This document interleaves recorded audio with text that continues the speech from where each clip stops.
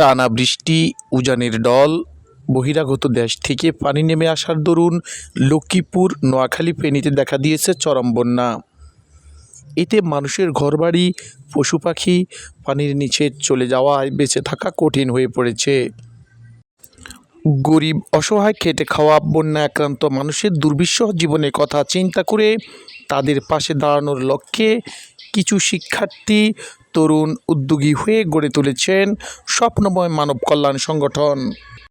সম্পূর্ণ অরাজনৈতিক, স্বেচ্ছাসেবী এই সংগঠনের লক্ষ্য অসহায়, দারিদ্র্যপীড়িত মানুষের পাশে দাঁড়ানো। মানুষের পাশে আপনারা জানেন আমাদের নোয়াখালী, ফেনী, কুমিল্লা, চাঁদপুর, লক্ষ্মীপুর বন্যায় ক্ষতিগ্রস্ত হয়েছে বহু পরিবার। তো আমরা নিজেরাও বন্যায় ক্ষতিগ্রস্ত হয়েছি, তারপরেও আমরা আমাদের লক্ষ্মীপুরের মানুষের সাথে আমরা কাজ করে যাচ্ছি। আমাদের সংগঠনটি একটি স্বেচ্ছাসেবী, একটি সামাজিক এবং একটি অরাজনৈতিক সংগঠন। আমরা লক্ষ্মীপুর জেলার মানুষের জন্য সবসময় চেষ্টা করে যাচ্ছি কিছু না কিছু করার জন্য।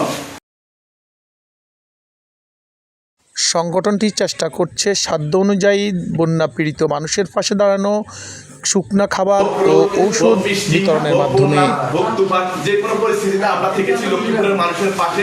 আমরা চেষ্টা করি ইনশাআল্লাহ সারা বাংলাদেশের মানুষের জন্য কাজ করতে।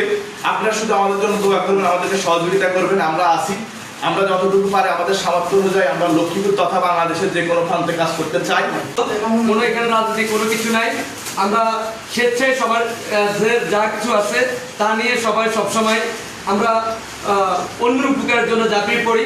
আমাদের সাধ্যমতো আমরা চেষ্টা করি।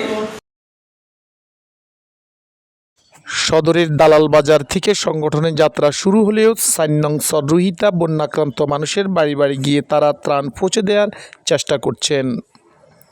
সংগঠনের অন্যতম পরিচালক ইব্রাহিম খান শান্ত সহ ফরহাদ হোসেন কাকন, মিনহাজুল ইসলাম, প্রান্ত সাকিব, হোসেন আহমদ আবির, বেল্লাল হোসেন রকি, নাইমুর রহমান, ফজলে আলাহি বিজয় ও রাকিব হোসেন প্রমুখ।